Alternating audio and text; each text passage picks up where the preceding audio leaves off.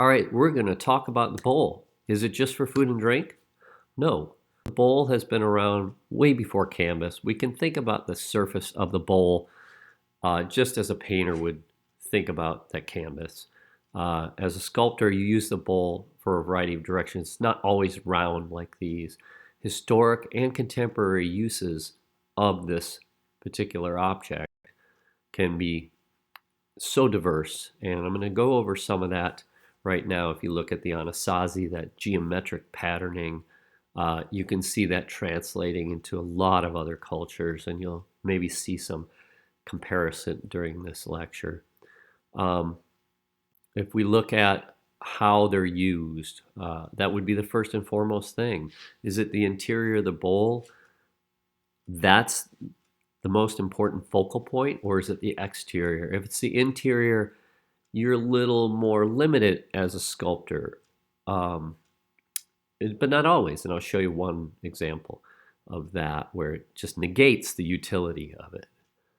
But the exterior and interior of the bowl form should be thought about. A nice smooth interior of a bowl is really important. So if you carve it like this particular one from Korea, they've then put a celadon glaze over it, and that's going to be then smooth because it's going to go into that carving and highlight that carving.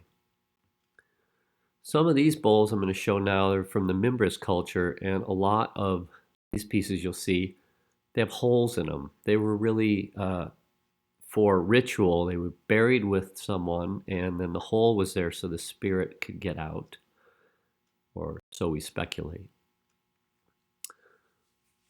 So with no horizon, is the bear or the man winning? This is a question one of my colleagues posted.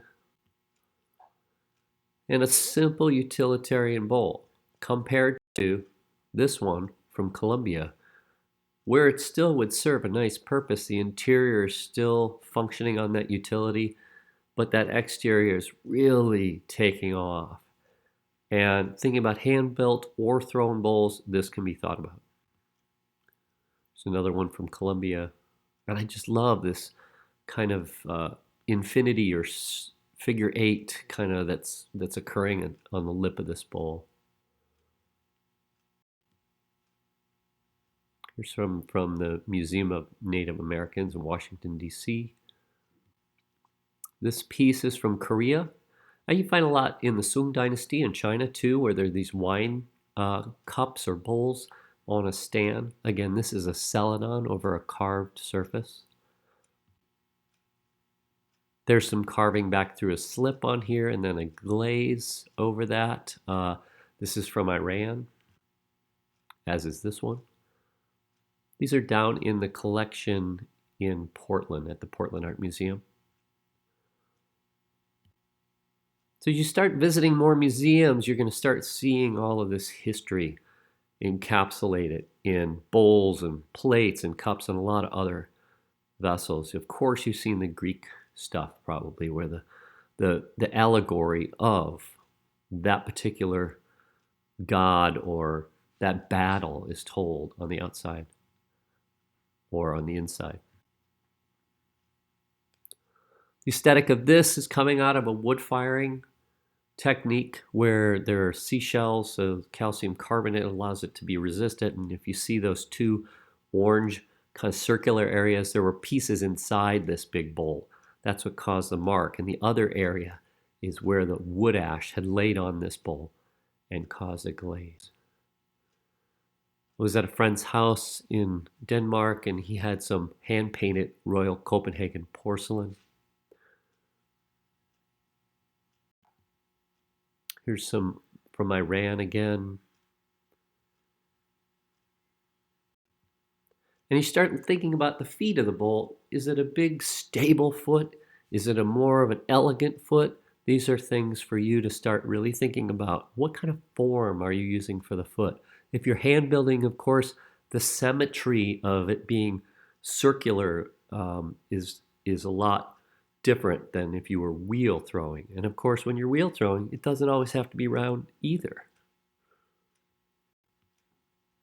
Iznikware from Istanbul or from Turkey, that some of the surface work on this style of tinware is just fantastic. So looking at surface work from around the world is really important, not necessarily to steal, but be influenced by, compositionally or actual imagery-wise. If you're interested in birds, look at the abstract qualities of the birds on the top right with those geese flying in formation compared to the crane on the top left.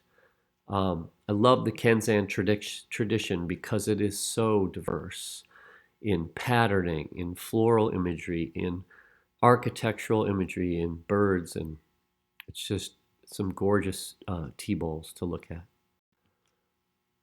And so I said I'd show you one. Here's one that is obviously not fitting into the utility. This is pretty much a wall piece. It's not meant to be used. And you can find a lot of work like this.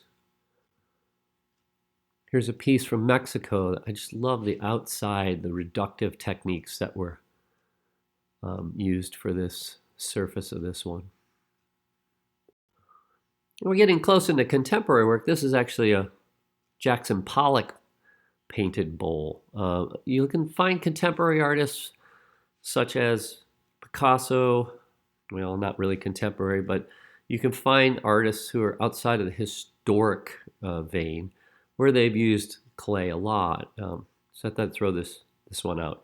Marc Chagall, Picasso, everybody used clay. One of my favorite who really focused with patterning, and these are just some beautiful shapes and the proportions of feet that Lucy Rhee had worked with. Just some of the most amazing pieces I've held in my hand. I've held most of these in my hand. They were in a friend's collection. Tori Satsas, who's really a designer, worked with clay in a variety of ways. I just like the idea of how the compositions of these work out. So as we get into really more in the contemporary realm, we have so many things from nature to architecture to, like, Karen Newgard's work there looks like it's directed towards domestic chores.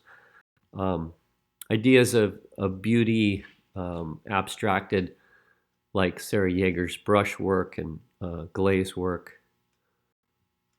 And you start looking at bowls in the context of sets. How do they fit with the other pieces?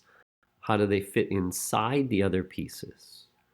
And as you're working hand building, there's a lot of techniques that you're getting under your belt slowly, and just folding clay to make a bowl. Slump molding will be a major focus. There's a beautiful piece of Lorna Meaden's. You're starting to see like glazes, like this is a higher fire technique with soda. This is a lower fire technique called Maiolica. It's Posibacopoulos. But this is also lower fire. Victoria Christian's work. It's beautiful slip work and a clear glaze. Some high fire by Warren Mackenzie. They look at those as cups, but they're really tea bowls or unomis.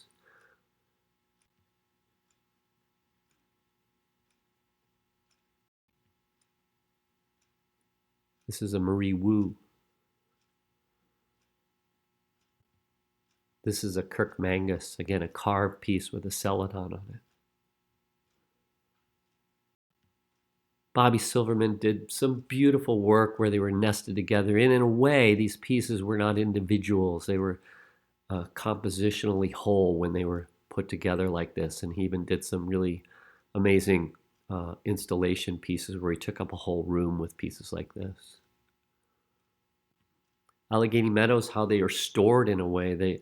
They become their own piece. And you can see this as a wall piece, although it's cups and saucers, and this is a whole bunch of bowls. So you see the diversity in how it's used. You see quite a bit of ways that you can play with it, with the surface, with reductive or additive techniques and expansive techniques that we're going to talk more about expansive techniques. Thick slip like Brenda Lichtman's work, beautiful way to play with that.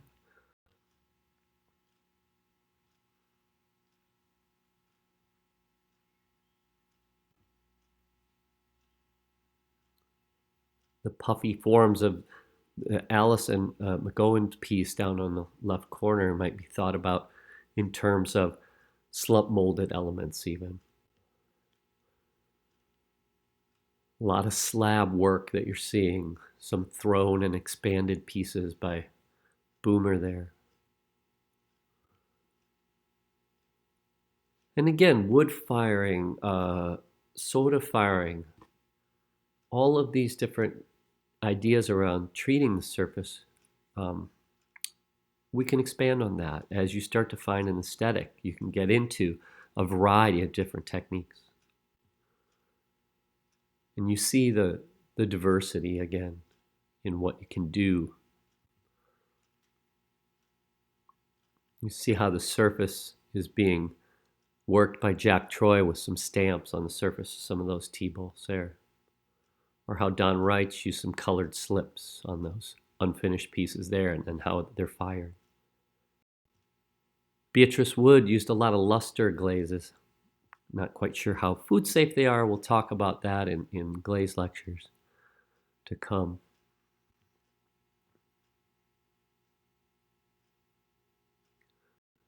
So as a painter, as a sculptor, you think about the foreground, the background, the middle ground.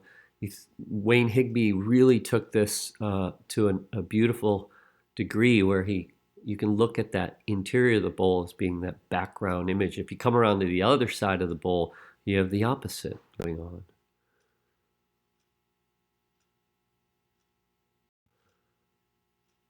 Wayne Higby did these all with raku, not utility, but what kind of utility could they serve? They could still serve another utility purpose. Edward Eberly, a lot of figurative work with him, a lot of black slip. We're stretching the ideas out of what really a bowl is. I mean, I'm being very cavalier with the word bowl here.